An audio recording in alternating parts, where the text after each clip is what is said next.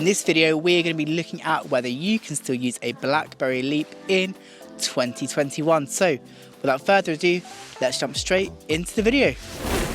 So first of all, it's probably worth mentioning that this was one of the last Blackberries that actually came out using the Blackberry OS software. So in a way, although this is a phone which, to be honest, I didn't even know existed before this review, that it clearly did have quite a big importance for BlackBerry's timeline.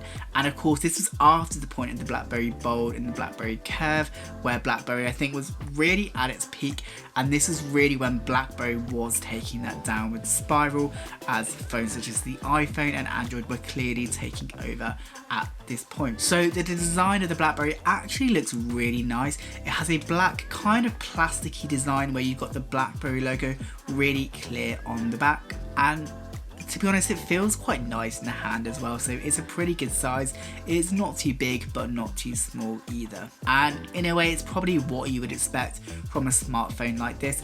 This phone was actually an entry-level smartphone, which means that although it was going up against iPhone and Android at the time, it came at around £250, which, when you think about it, compared to the price of even the iPhone at that time, they are clearly going for the entry-level market. So while in this video I'm doing lots of comparisons between those kind of devices, in a way is a bit unfair when you do compare the prices of them. The Blackberry Leap also has a speaker on the back, which is something that you don't see very often on phones, and to be honest, I actually think it looks quite nice. Would it something I would have thought of? Probably not, but it's a cool little feature on the phone. While this was once costing £250, I actually only spent £10 on eBay for this, and for that price it is a used Blackberry where you just literally get the phone and that is it. But for £10 I feel like you can't really go wrong, and this is always the fun thing about using some retro devices and things like that. The screen also has a 720p display, is okay, and to be honest, even now you can still watch YouTube videos when connected to a stable internet. Although they might not look that great, the fact that it still works I think is a huge plus, and something that, to be honest, I never expect when I'm looking at phones which are quite old. So again, a big plus there. So the Blackberry Leap has an 8 megapixel camera on the back and a 2 megapixel front facing camera at the front, which is always good if you want to take selfies and things like that. Now, to be honest, I wouldn't say the camera is that great, and if you compare it to something like the iPhone 12 Pro Max, which you've got now, you can clearly see a big difference, and in a way it's a little bit unfair to compare them because of course they came out at very different times.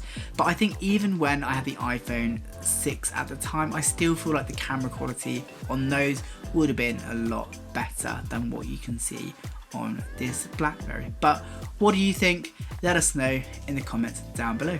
One of the really interesting things I always like to look at whenever I'm using a Blackberry in 2021 and beyond is the App Store, and I know in pretty much every time I use it, it doesn't work, but I always find it interesting just to take a look at.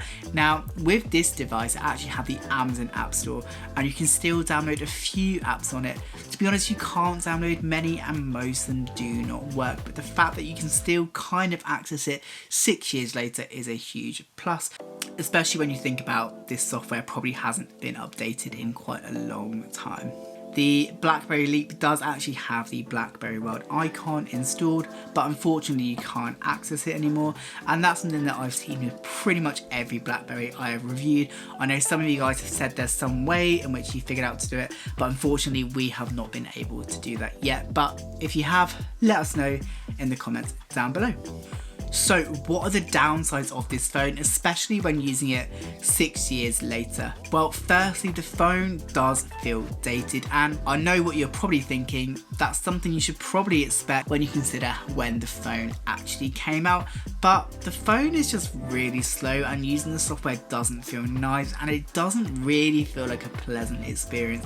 It's actually kind of crazy when you think about this was once about £250 to buy, and I think about, would I have paid it then? Probably not, and that's because I would have had the iPhone 6 at that point. But then again, it's an entry-level phone, so actually the pricing probably isn't too bad even for the time. So, did you ever own this phone, or has anyone ever used this phone before? We would love to know your thoughts in the comments down below. We will try to respond to all comments, so we would love to really hear your thoughts on this phone. So if you enjoyed this video, feel free to give the video a thumbs up. It really is appreciated and it helps our channel grow. If you're new to our channel, we make videos around Blackberries and old retro tech, alongside some other bits like electric scooters, drones and gimbals. So if that is something you are interested in, feel free to hit that subscribe button. This was Jack from TechFusions. Thanks so much for watching, and I catch you guys in the next TechFusions video.